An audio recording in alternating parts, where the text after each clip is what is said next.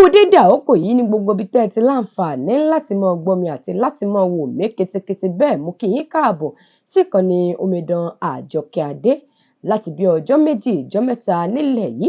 Ó náà ní fọ́nrán kan tí ń jà rìnrìn káàkiri gbogbo ayélujára lórí ohun tó ní í ṣe pẹ̀lú àgbà òṣèré orí ìtàgé kan tí orúkọ wọn ń jẹ́ Ìyá Àfín Olájùmókè Ọlátúndé, lórí ohun tó ní í ṣe pẹ̀lú rògbòdìyàn lọ́gbọ́lọ́gbọ́ tí ń ṣẹlẹ̀ nínú ìṣẹ̀mí ayé wọn. Yorùbá bọ̀ wọ́n ní àrùn eléyìí rí a fi ń dẹ́rù bọ ọlọ́rọ̀ ni, bẹ́ẹ̀ ilé ẹni làá tí jèkúté onídòdó aṣọ tẹ́ ẹ rí ní ń bà sí rí ara. Èyí ni ọ̀pọ̀lọpọ̀ àhesọ lọ́tùn lósì tí àwọn èèyàn ń sọ nípa ìyá àgbà tó jẹ́ òṣèré orí ìtàgé òní, kí wọ́n á lọ ṣokùnfà ìṣẹ̀lẹ̀ làlúrí àjálù tí ń jálu ìṣẹ̀mí ayé wọn lọ́lọ́kan ọ̀jọ̀kan. Wọ́n ní ẹni ọlọ́fà báyìí là ti ń gbọ́ mutá, bẹ́ẹ̀ ẹnu oníkànlá ti ń gbọ̀pọ̀n. Ẹ gbọ́ ọ̀rọ̀ lórí bí gbogbo nǹkan ṣe ń lọ tí gbogbo ẹ̀ ṣe ń jápọ̀ mọ́ra wọn lọ́wọ́ ẹni tó rẹ̀. Right away to do this. So join me as I listen to our mommy's story. You all know her, she has been on Talk to Me before, but this is very urgent. So join me as we talk to our dear mommy, Mrs. Jumoke Judge.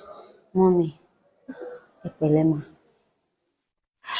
I was really devastated nígbà tí mo gbọ́ voice note yín. Bí mo ṣe wà yìí, mo gba set wa ni. In fact, Uber ló gbé mi débí báyìí. Mi ò gbé mọ́tò. I have to come because ayé ò yọ fún mi bọ́. Mi ò gbọ́dọ̀ gbọ́ pé ẹ wà nínú ìnira àbí ìṣòro kí n má dìde. Ẹ kì í ṣèyàn bẹ́ẹ̀ séyàn kankan nu wa. You have always been a good person. And we are going to come to why we removed the interview tá a ṣe fún yín tẹ́ni ká yọ. Bó kí ló ṣẹlẹ̀ gangan? Àtìgbà tí mo ti dé ṣẹlẹ̀ ń sunkún mọ́ mi, kí ló dé? Kí ló ṣẹlẹ̀? Láti January 2 lọ́nà ni mo ti ń sick. Mi ò gbọ́ yín dáadáa. Láti January 2 ara mi ò ti yá. Ara yín ò yá. Ilẹ̀ ti gbìyànjú. Mo ti gbìyànjú gẹ́gẹ́ bí ènìyàn. Mo sì sapá. Kò sẹ́ni kankan fún mi. Gbogbo tẹ́sì ni mo ti ṣe.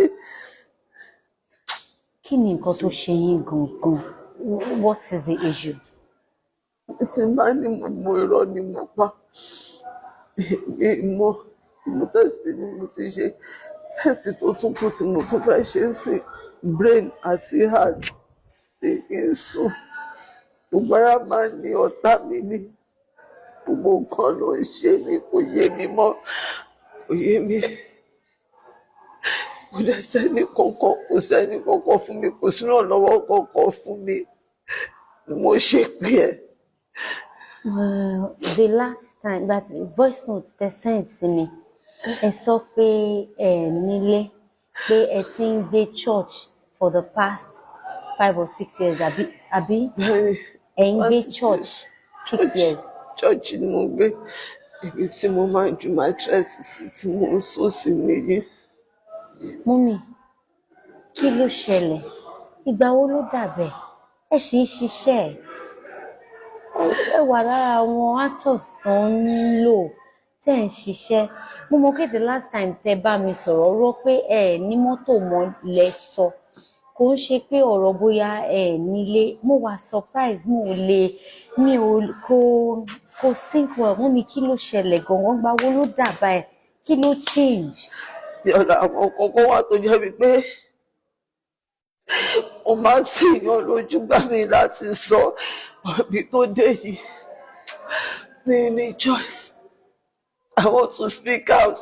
Torí àwọn ènìyàn náà wá sọ pé kí ló dé tí o sọ̀rọ̀ síta. Kò sí nǹkan kan. Mo ń ṣiṣẹ́ lóòótọ́.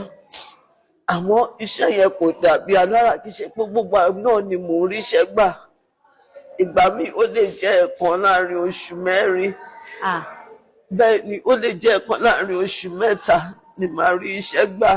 Kì í ṣe pé bẹ́ẹ̀ náà mo ṣe ríṣẹ́ gbà all the time. Ní kẹ́ tó sick nìyẹn o. Kí n tó sick nìyẹn. àtìgbà tí mo ti sick tó bá bí Túndé Àjọlá ó yẹ kí n lọ sórí sẹ́ẹ̀tẹ̀ mi lè lọ gbàtọ́ra mi ò yá Jamiu Azeez owó tó san fún mi àti lásìkò ló ti san owó fún mi mi mọ̀ pé màá sick mo ti ná owó sórí sickness ṣe nọ́mbà mi yá owó tí mo refund fún Barry White pè mí sí location nígbà tí mo débẹ̀ mi lè ṣiṣẹ́ láti ní kó tún máa gbé mi padà bọ̀ ara mi ò yá. Okay. Mọ́mì, ìgbà wo ni nǹkan dàbà ẹ̀? Kí ló dé tó ṣe jẹ́ pé church lẹ̀ ń gbé in the past 6 years tẹ́nibọ́dì ò mọ̀ kí ló ṣẹlẹ̀ gangan sí yín? So àmọ́ bí ká ti fẹ́ bẹ̀rẹ̀ gangan. At a point nígbà tó dé stage kan létí mò ń gbé owó létí mi ilé àfọ́dẹ̀ mọ́. Okay. So onílé dẹ̀ ní kí n kúrò mo dẹ̀ bẹ̀bẹ̀ títí onílé náà fẹ́ lọ léwu kí ni mo fẹ́ ṣe. So ní dájú mi náà fi sọ wípé òkè kí n máa kó àwọn ẹrù bọ̀ ibi tí wọ́n rí fún mi kò dẹ̀ lè gba àwọn ẹrù mi wọ́n láti fi àwọn ẹrù káàkiri gbogbo ẹrù tí mo ṣiṣẹ́ fún lọ́jọ́ ayé mi gbogbo ẹ̀ náà ti bàjẹ́ tán. So wọ́n fi wá fún mi ní ilé ààbò yàrá ààbò nísàlẹ̀ yẹn wípé kí n máa lè jẹ ni mo ṣe wà níbẹ̀ bọ̀ mi jẹ́ káwọn èèyàn mọ tí mo wà few people ló mọ bí the few tó dẹ̀ mọ bí náà tán bá wá mi kì í jẹ́ kán wá bá mi níbẹ̀ yẹn. Ibo lẹ ti máa ń jẹ́ kán bá yín? Apartment dáàdì tó wà nísàlẹ̀ tí wọ́n máa ń gba àwọn àlejò sí tán bá ní pátí ọ̀ tán bá ń ṣèkórè so sitting room yẹn ni mo máa ń lò àwọn èèyàn bá ti wá bá mi. Okay, bọ́ ibẹ̀ gangan kọ́ lẹ wà ibi tá lọ lẹ́ẹ̀kan yẹn lẹ wà. Bẹ́ẹ̀ni.